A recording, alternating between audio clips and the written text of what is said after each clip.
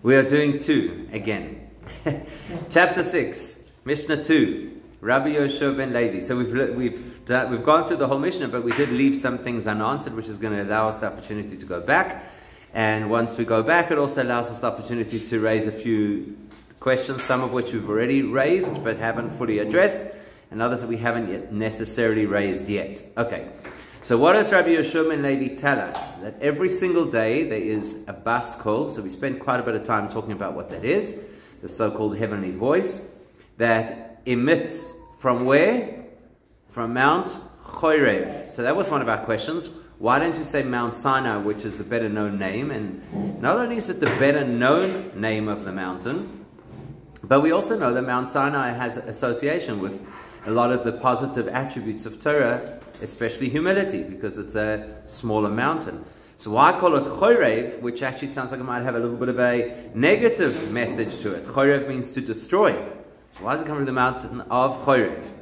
Okay, so that's one of the questions that we haven't fully addressed, why it's called Chorev. Then the message is, what was the message? Anybody remember what the message was? Oi! Sounds like a Jewish get-together. So, oi, that's the message. Oi lahem la brios me el boina shel Torah. Woe is to the creatures who insult the Torah. Now, if you remember, what's this Mishnah talking about? Who insults the Torah? What's the Mishnah talking about? Who insults the Torah? So you carry on reading, and he says, because anybody who is not oisek b'talmud Torah, doesn't invest and engage in Torah learning, is called nazuf. Okay, and we'll talk about nazuf in a second. So, who is being addressed by this heavenly voice? Oi! Woe unto them. Who is it? Person who is not deeply engaged in Torah learning. So the question is, why does that insult the Torah? Surely that insults them. In other words, the Torah is not really going to become either elevated or diminished because of our attitude. We're the ones, surely. Surely we're the ones. It's an insult to be a human being who doesn't give the Torah enough attention. Right? What do you mean, El Boina Shel Torah, the insult of the Torah? Now, what do we say about such a person who's not engaged in Torah and who's insulting the Torah? What do we say? We say, Oi! Okay, that's a fairly generic Jewish response. But then we say that anybody who doesn't engage in Torah learning is called Nozuf. Now, what does Nozuf actually mean? Okay? What does it actually mean? I don't know. What do they say in English? Rebuked. In other words, Nozuf, there's something called Seder Nazifa. That's a formality that we go through where you rebuke a person for certain kinds of behavior. So, to understand that a little bit better, let's just analyze what tools does the Jewish community have to deal with dissenters? Or more specifically, what tools do the Beis Din have to deal with people who don't toe the line in Judaism? What can we do? Can we throw somebody in prison? We can excommunicate, right? What's the word for excommunication? Cherem. So cherem is the most extreme version of excommunication that is available to us. The person who's put into cherem is effectively removed from the community. They don't count for a minyan. You're not supposed to be social with them. You're not supposed to do business with them, etc. One level less than a cherem, which is actually the first step that you do before you put a person into cherem, is called nidui. Nidui means that there's some level of distance, that the person is to a certain extent censured by the community. And less than that is nazifa. Nazifa is where a person gets a rap on the knuckles. So now you're telling me that here's somebody who insults the Torah and they only get rebuked. Do you know what the Gemara says about somebody who has the opportunity to learn Torah and they don't learn Torah? You know what it says?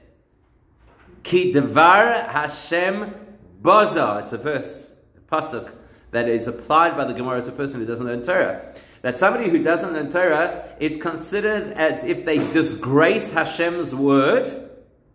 And then the pasuk continues, He kares tikares. That person should be given kares, which is a very severe spiritual punishment that actually impacts the neshama. So something doesn't add up over here. You're telling me that this is somebody who insults the Torah, but what happens to them? Rebuke. When we already know that the principle in Judaism, if a person is disrespectful to the Torah, they actually get spiritually cut off. So how do we reconcile the two possible versions? Then he tells us, and how do we know this? Because anybody who doesn't learn Torah is called Nazuv. Shenemar, he brings the pasuk. What was the pasuk?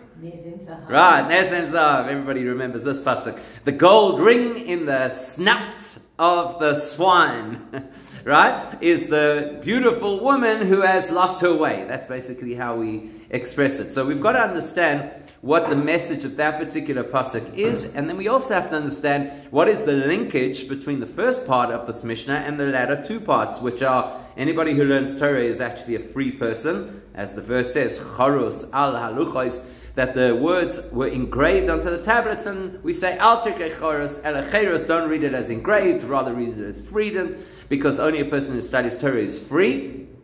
And the last part, where he says, and anybody who learns Torah is elevated. So, as we learned already last time, it's a little bit of a disjointed flow in this Mishnah, so we've got to understand what's going on over here.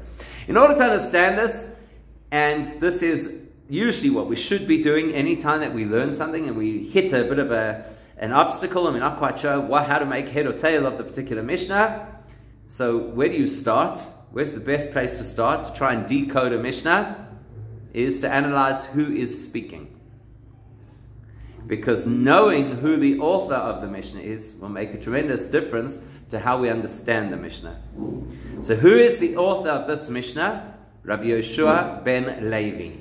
What do we know about Rabbi Yehoshua ben Levi? It's quite an interesting personality. There are some fascinating stories in the Gemara about Rabbi Yehoshua ben Levi, including the fact that he is the person who demanded to know when Mashiach is coming, and he was actually given the address to go and ask Mashiach himself. It's a very interesting story. But maybe even at least equally, if not more interesting than that, is the story of how Rabbi Yehoshua ben Levi left this world. Anybody know the story? It's an interesting story. So in various places in Talmudic literature, we speak about individuals who went to heaven alive. So who's the most well-known person who went to heaven alive? Was who? Eliyahu, right? Eliyahu Hanavi, the whole fiery chariot. That's a very clear story of somebody who went to heaven alive, which is why there is this obsession that people have with seeing Eliyahu, because he can still manifest in physical form. So Rabbi Yehoshua ben Levi, the Gemara tells us a story. It's in one of what we call the Masechtos Ketanos, which are like the parts of Gemara that nobody ever learns. So it's there, and it's brought in various midrashic sources as well, that what happened with Rabbi Yehoshua ben Levi is the Malach HaMaves, the angel, came to take his soul. Now, you know the whole the cartoon character of the angel of death, the black robe and the hood, and he's got the scythe. Well, in our tradition, he's got a knife. Okay? So the angel of death comes along to Rabbi Yehoshua ben Levi and he says, tick-tock, time's up. So Rabbi Yehoshua ben Levi says, as any good Israeli would, rega. He says, I'd like to know, can you just show me what my portion in the next world looks like, and then you can take me. So, fine. The Malach HaMaves says, no problem, I'll give you a guided tour. I don't usually do this, value-added service, but I'll take you along and show you your place in Gan Eden. So Rabbi Yehoshua ben Levi goes along with the Malach HaMaves. He says to the Malach HaMaves, I'm afraid to go into Gan Eden as a human. It's a bit of an intense experience. Can I please borrow your knife for protection? So the Malach HaMaves gives him the knife. And with that, he jumps into Gan Eden and he says, oh well, too late. You can't take me. I swear I'm never going to leave. So now there's this massive dilemma, The one that got away, the angel of death has got a bit of a problem on his hands, so they don't know what to do about it. So they convene the heavenly court and they come to the conclusion that if they analyze the whole of Rabbi Yehoshua ben Levi's life and they discover that he has never, ever verbalized something that wasn't true, then we have to honor his promise. because He's promised us it's not leaving Gan Eden. So they do an analysis. Obviously, it's all AI up there, so it's within seconds. They've got the spreadsheet. And he's never said a dishonest word in his life, and Rabbi Yeshua ben Levi gets to remain in Gan Eden alive. Okay, so that's the Gemara's story. Now, to be perfectly honest, I have a few questions about the story. You may have some questions as well. But the first and most glaring question is, besides whether or not the story is absolutely literal, but the first and most important question is, what's the value in getting into Gan Eden alive? What's the point? I mean, for 99.9% of the population, it seems perfectly fine to get into Gan Eden not alive. Isn't that what Gan Eden is? Isn't that how it works? That the neshama is freed from the restraints of the body and now can experience incredible divine experiences because it's not fettered by the body. So why would you want to schlep your body into Gan Eden? I mean, like, what's the chap? You know, especially comes to a certain point in a person's life where the body is more tedium than anything else. So what do you need it for? So to answer that question, let's go back to Eliyahu Hanavi. What's the big chap that Eliyahu went into heaven in a fiery chariot?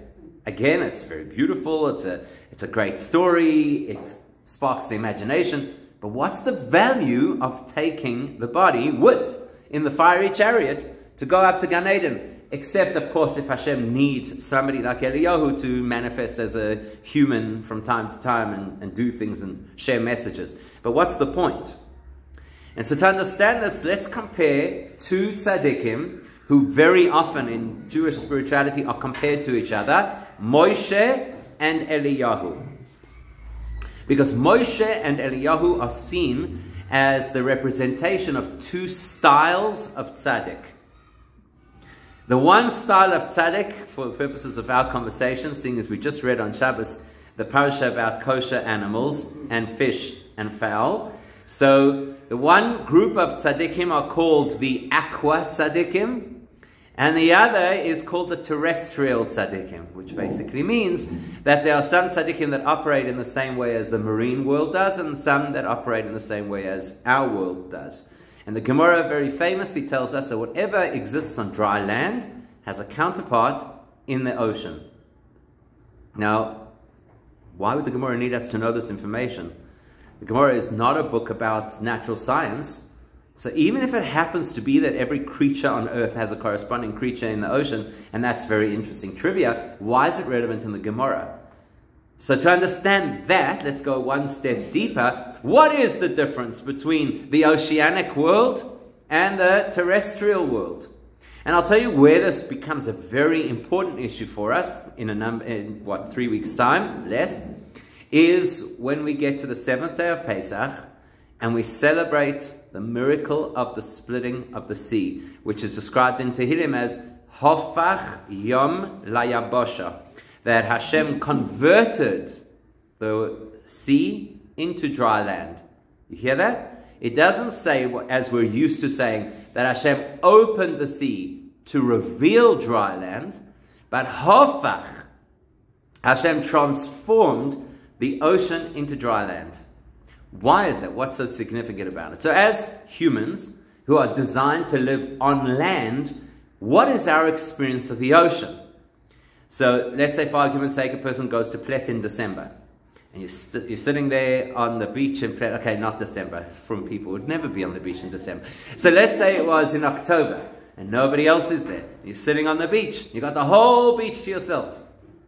And you look out over the ocean. What are you able to see about the ocean life?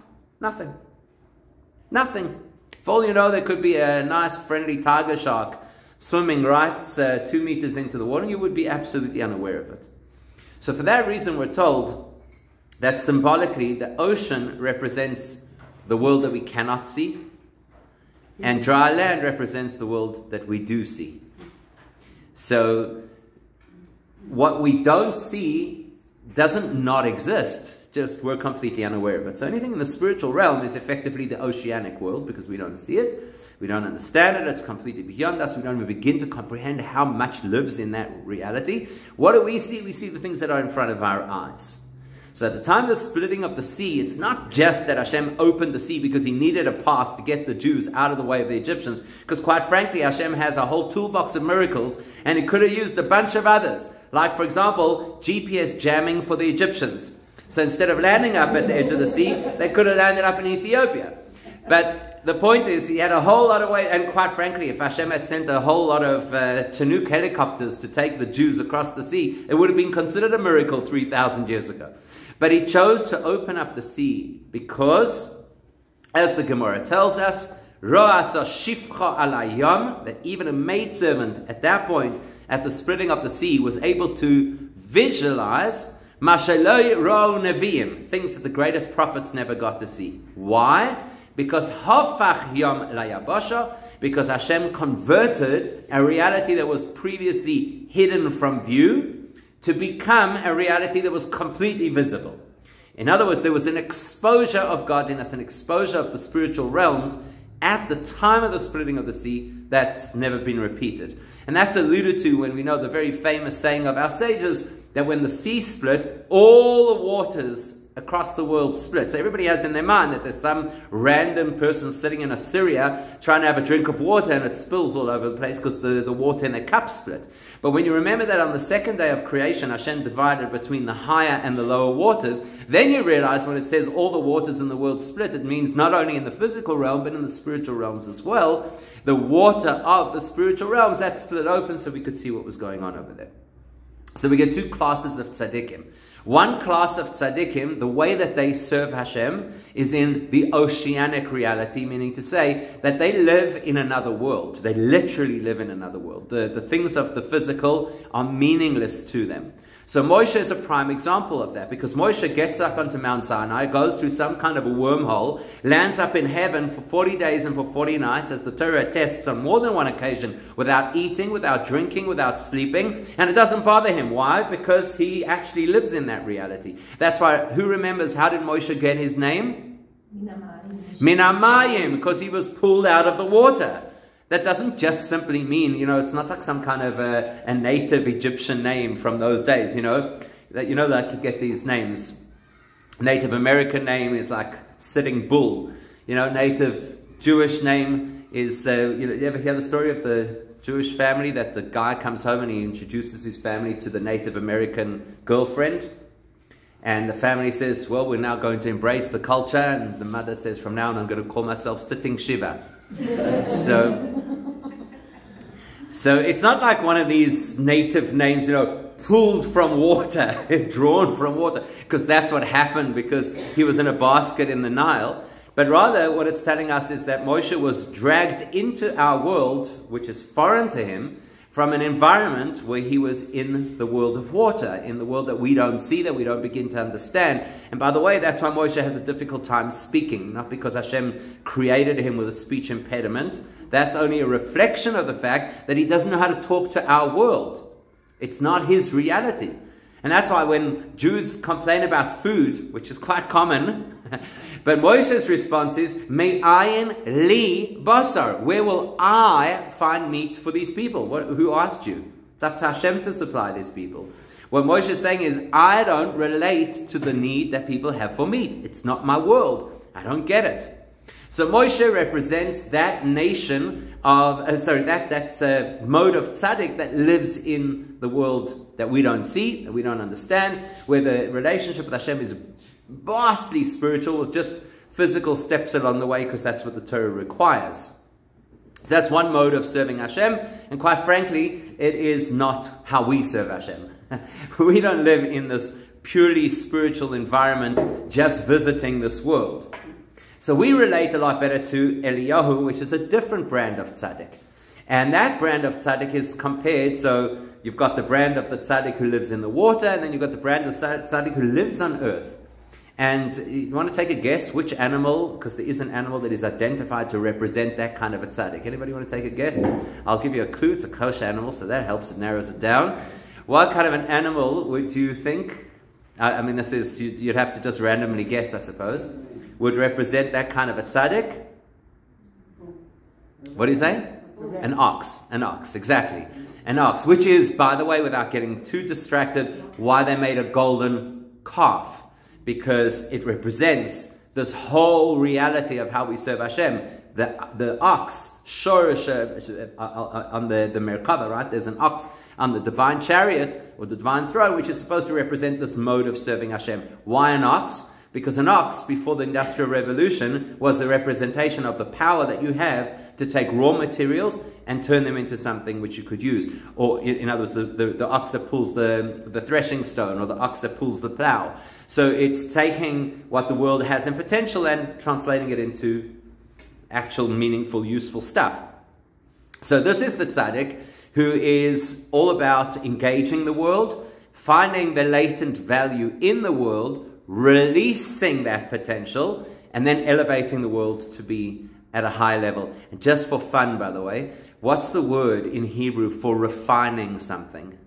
How do you say to refine something in Hebrew? Or to clarify, to be a similar word, to clarify something in Hebrew. Levarer, right? Levarer. And that's why we talk about not just an ox, but we talk about something called the shor habar. Bar comes from that word levarer, or is the root of that word, levarer, to clarify. So shor habar, also, besides being an actual creature, is a representation of this method where you engage with the world, you live in the physical, you are at home in the physical, but your objective is to elevate the physical world to become something which it wasn't naturally, holy and connected to Hashem. So what does it look like if a person does that to the nth degree?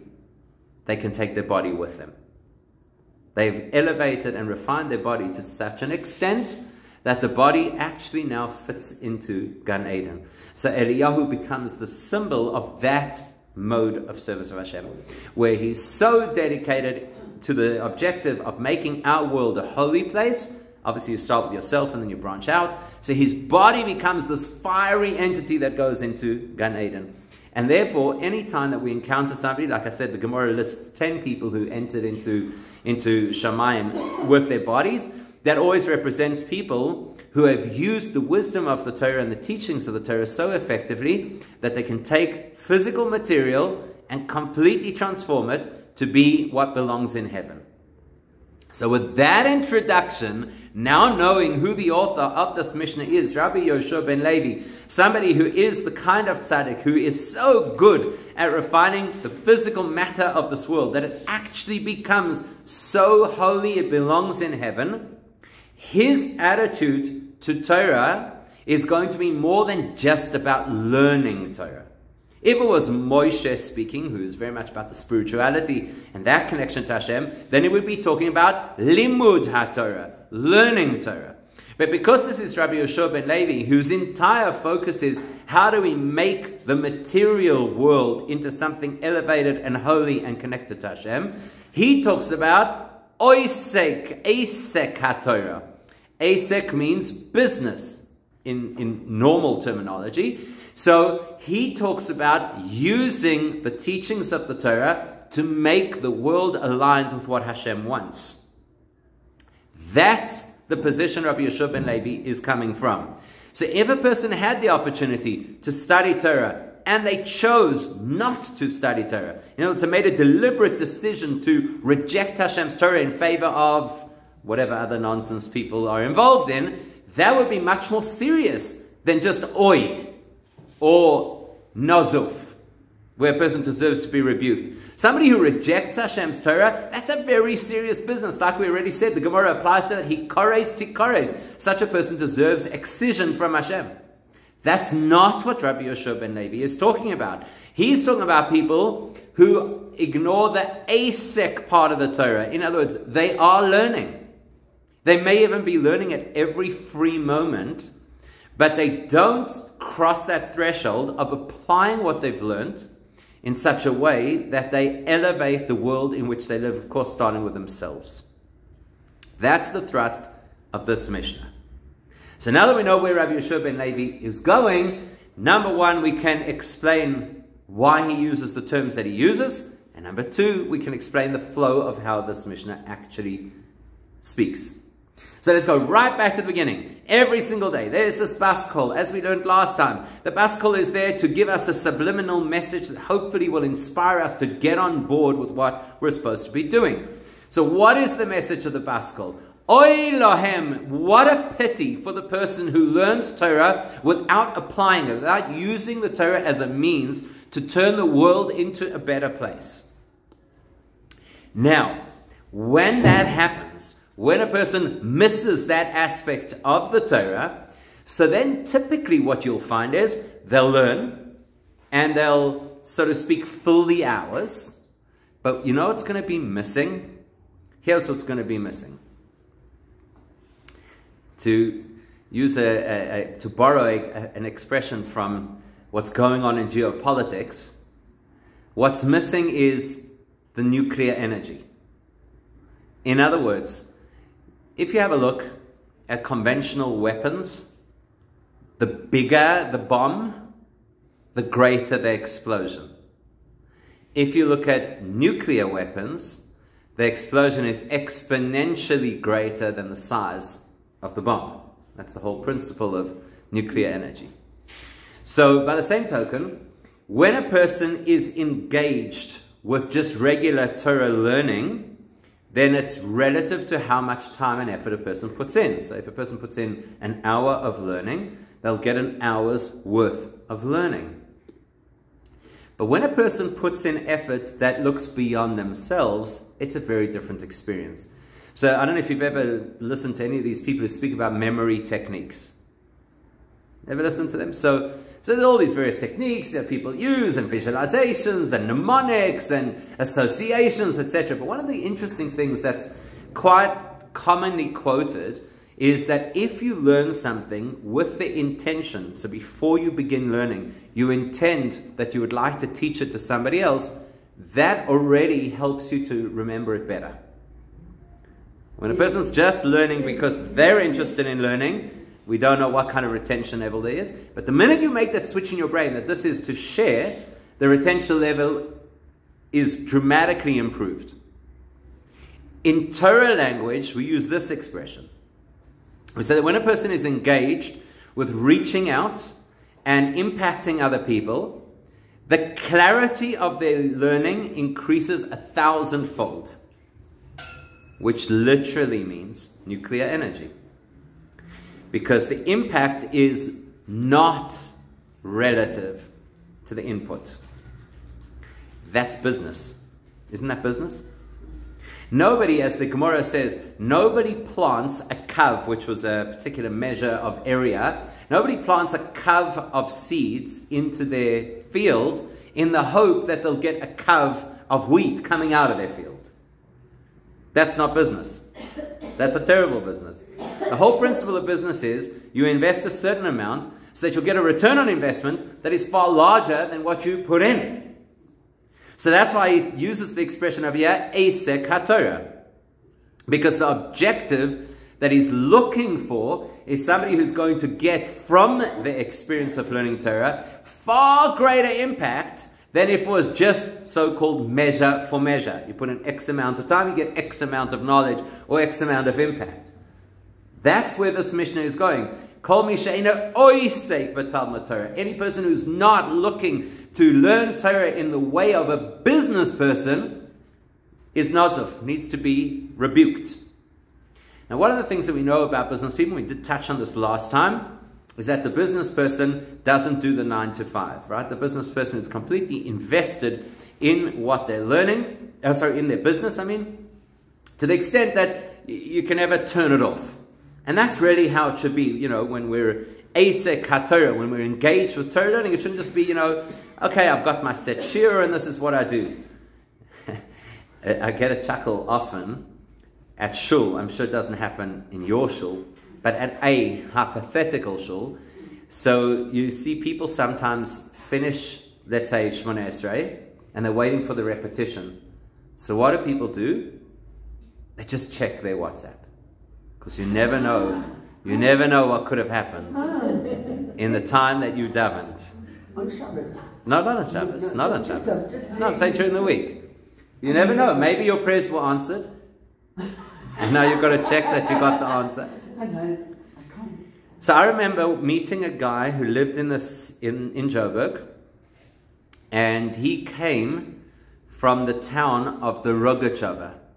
The Rogatchover was a great, great Gaon. They actually called him the Rogatchover Gaon. So there were two rabbis in the city. There was the Or Sameach and the Rogatchover, the two rabbis. And effectively what happened is this guy, as a kid, used to watch the Rogatchover daven. So it was amazing to hear like this first-hand story.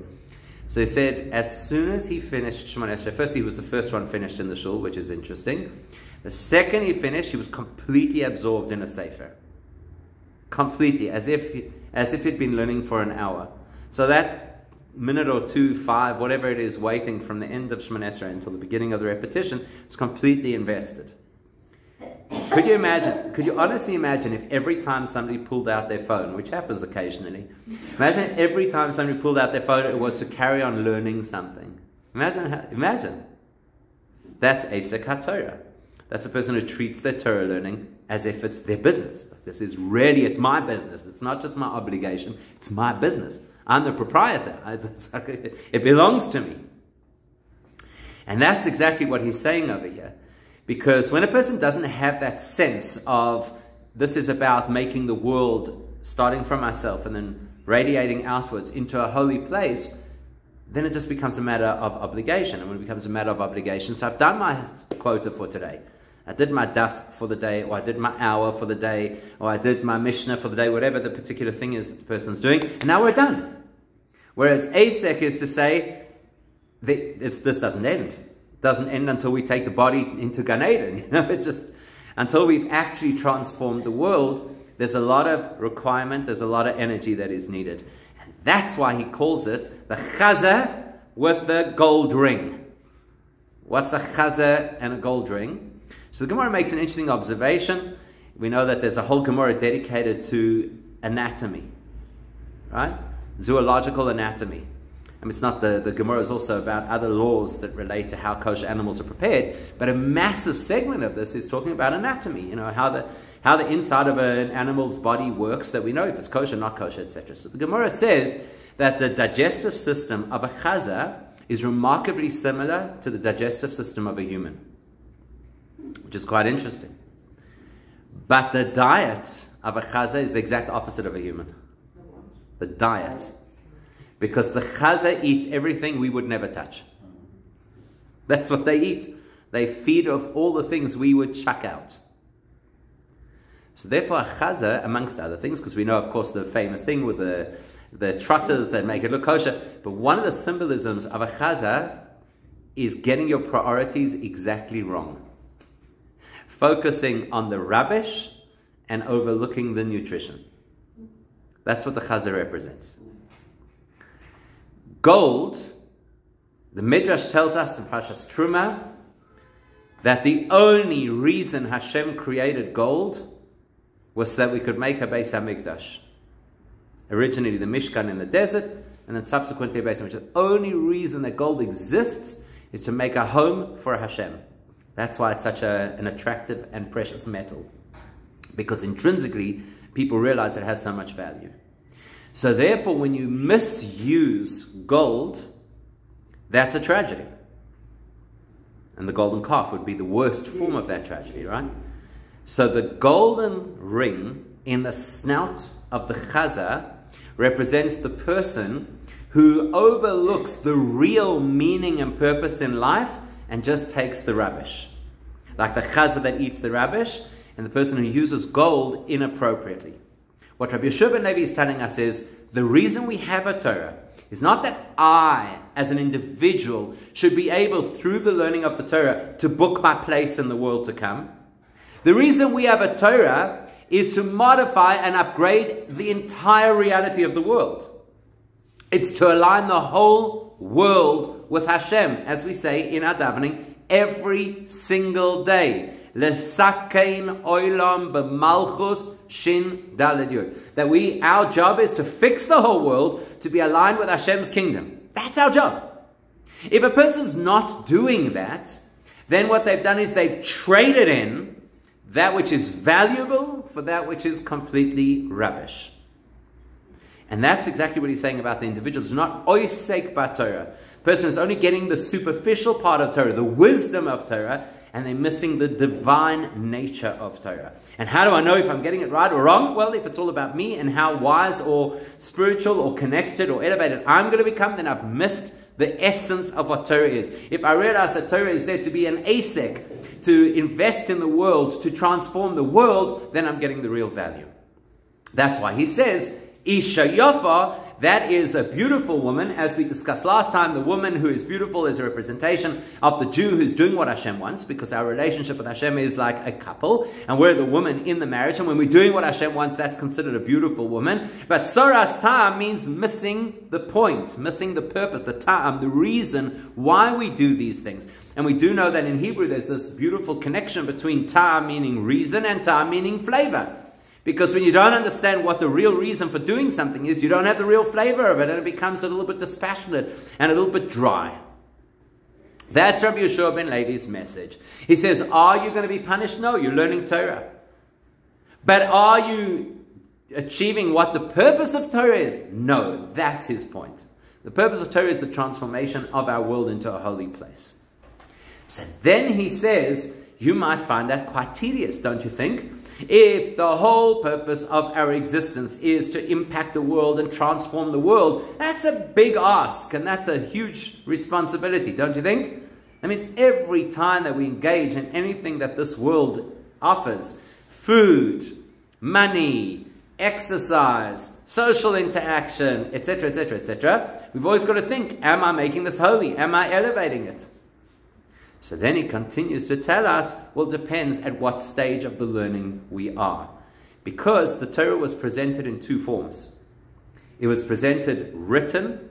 Before Moshe Rabbeinu passed away, he wrote 13 Torah scrolls. That's ink on parchment. But prior to that, the Torah was presented chorus al haluchos, engraved on stone. Or engraved in stone. It's probably more correct, right? What's the difference between the two? Is that ink and parchment are two independent materials. That means that you could at any point remove the ink from the parchment. And so that effectively represents where a person is early on in their process of learning Torah. That's when a person will tell you things like, it says. Now, not that that's inappropriate. You're supposed to quote your sources. But often when a person says, it says, they're actually displaying a certain level of discomfort with the material. I don't know if I'm necessarily resonating with this 100%, but it says. So, you know what? That's like a new couple. Have you ever seen a new couple? How uncomfortable they feel about using the expression, my wife, my husband. Because it's not normal yet, right? It's like strange. How did this person become, am I really married? You know, they've got to get their head around it. So that's the earlier part of Torah, is where a person refers to the Torah almost at arm's length and says, the Torah says. The Torah says this. This is what we believe. Right? Well, what we believe is maybe a step better than that. Then a person gets to, so at that point, the person's Torah learning is like ink on parchment. But when a person is engaged in Torah learning with the correct motivation, which Rabbi Yeshua ben Levi tells us is the motivation of turning our world holy, then a person reaches the point where the Torah actually becomes engraved. And the big difference, of course, between engraving and writing is that engraving, the letters are now part of the material, and you can't get rid of them. You can't separate them without damaging the material. So that means the Torah has become mine. The Gemara uses this expression, HaTorah nikres al shmoi. The Torah actually becomes attributed to the person who's learning it. So it's now no longer of it says. Rather, this is a person saying, I understand. The Torah has become my guidebook. It's how I look at the world. That's not something that happens overnight. It's not something that happens really easily. But when it does happen, then a person becomes ben chorin. Then a person becomes free. So that's what he's telling us up here. It's not just that anybody who learns Torah is automatically free. No. Somebody who's oisek b'talmud Torah, somebody who's completely engaged in Torah learning to the extent that it's for the correct purpose, to make our world a holier place, and it is so invested, I'm so invested in the Torah learning that it actually becomes one with me, then I become free. What does it mean, free? Free means other people start doing the heavy lifting for us. So initially, we're kind of struggling to find the way to make our world more holy. But eventually, when we're so aligned with the Torah, the nations of the world actually start to come on board. And then we don't have to fight so hard. Now, that could be in my personal environment, or it could be on a global scale, depending, obviously, on who we're referring to. And one of the areas where I feel that we see this to some extent right now, although that's also subject to another conversation, but Israel advocacy. We see there are non-Jewish voices who's speaking in support of Israel, who have far greater impact on the world than our Jewish voices. And everybody thinks if I make a comment, I put something on my WhatsApp, if I put a ribbon around a tree, I'm going to change the whole world's view. But then you discover that there are people who have millions and millions of followers who are saying these things. So then we become B'nai Chorin. We don't have to work so hard in that department because there are other voices who have greater reach who are doing it on our behalf. And that's really what he's talking about when he says B'nai Chorin. There's another layer to this as well, by the way, and that is there's always the danger when a person learns, when a person grows, anything that we do in our Judaism, there's always a danger of a little bit of parasitical contamination. That sounds bad, right? So what does that mean? That means that, have you ever in your life ever met somebody who's learned a lot of Torah and they know it? No.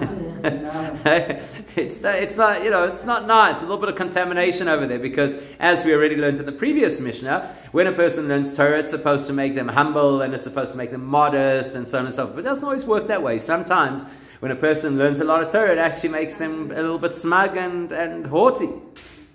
So B'nai Chorin means that when a person is really at that level of connection to the Torah, they'll be free of the worry of any kind of contamination. That maybe my Torah learning will make me arrogant, or it will make me insensitive or judgmental, or the various things that happen to a person. And then the ultimate state of Torah learning, which again you can only achieve through this Oisek B'Torah, through learning Torah the way that Hashem expects of us, not just simply filling our minds with information. So then he says the ultimate state is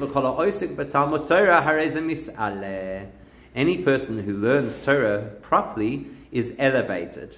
Now you know what's interesting about that statement, elevated? He doesn't contextualize it. What does elevated mean? Does it mean you go up one level? Does it mean you get elevated to another realm? What exactly does it mean? And because we know that the words of our sages are so precise, the fact that he doesn't qualify it implies that the degree of elevation is literally infinite. That it's possible for a person who learns Torah to be elevated in an infinite fashion. Now you'd say, me? How could I possibly? I'm just a person. And maybe I'm working really hard and trying to follow this particular format and Oisek B'Torah, but at the end of the day, I'm still a person. How could a person be elevated infinitely? Well, let's go back to Rabbi Yehoshua ben Levi, because that's what happened to him. As a person, in his physical form, he was transformed into a person in Gan Eden, like Eliyahu Hanavi. It can happen. But you know why it can happen? So he quotes a pasuk. The pasuk says, Umi matana nachliel, umi nachliel bamois, which is really just a description in Pashas Maseh of how the Jewish people traveled through the desert. There was a place called Matana. They went from the place called Matana to a place called Nachliel, and they went from a place called Nachliel to a place called Bamois. So yes, those are obviously steps in their geographical journey through the desert. The Baal Shem Tov famously says that the 42 stops in the desert represent the 42 spiritual phases of a person's life. Matana means a gift. Matana is the giving of the Torah. We didn't earn the Torah. Hashem didn't tell us, got to follow these steps and then I'll give you the Torah. It's a matana. It's a gift that Hashem gave us. And because Hashem gave it to us as a gift, that means Hashem empowered us that the gift would do for us things that we can't do on our own. So embedded in the Torah is the potential for incredible growth way beyond the sphere of what humans should be capable of. But once he gave us the gift, it's not a freebie. We actually have to work on ourselves to gain the value that the gift offers us. How do we get there? Nachliel. Nachliel, the inheritance of God. The difference between a matana, which is one form of transaction, a gift, and a nachla, inheritance, which is a completely different form of transaction, is that a gift, very much like a sale, is a matter of, I have an item, and now I give it to you. So the item moves from me and my ownership to you and your ownership. Nachla does not work that way. Nachla, an inheritance, is not that the person passes away, and then after they pass away, they transfer their item to the next person. Nor does inheritance mean that before the person passes away, they transfer the item to the other person. So how does inheritance work? When the person passes away, their heir assumes their role. So it's not the transfer of the object, it's the changing of status of the person. You become the owner. You become who that person was. And so Nachla represents when we are so connected to Hashem through our Torah learning that we are no longer receiving from Hashem, but we become, in a sense, part of Hashem, which is actually the essence of who we are, because our neshama is part of Hashem. So we become part of Hashem. Chorus ala luchos, it's engraved. Hashem's Torah is our reality. It's not something we have on the shelf. It's not something we have on a download. It's our reality. And when that happens, when Hashem is part and parcel of our reality, then Bamoi, so Bama is an elevated platform, then our ability to be mis'aleh, to elevate higher and higher without any restriction, is literally infinite. And that's Rabbi Yeshua ben Levi's message. So it's very powerful. It's also very demanding of us, because we have to shift the way that we approach our Judaism and consistently keep in mind that our objective is to turn the world into a holy place. Please God, we succeed in doing so really soon. And then we can go into the month of Nisan to greet Mashiach. And then we can have all the human bodies in the Messianic experience, because that's how it's supposed to be. That's why there's a resurrection of the dead.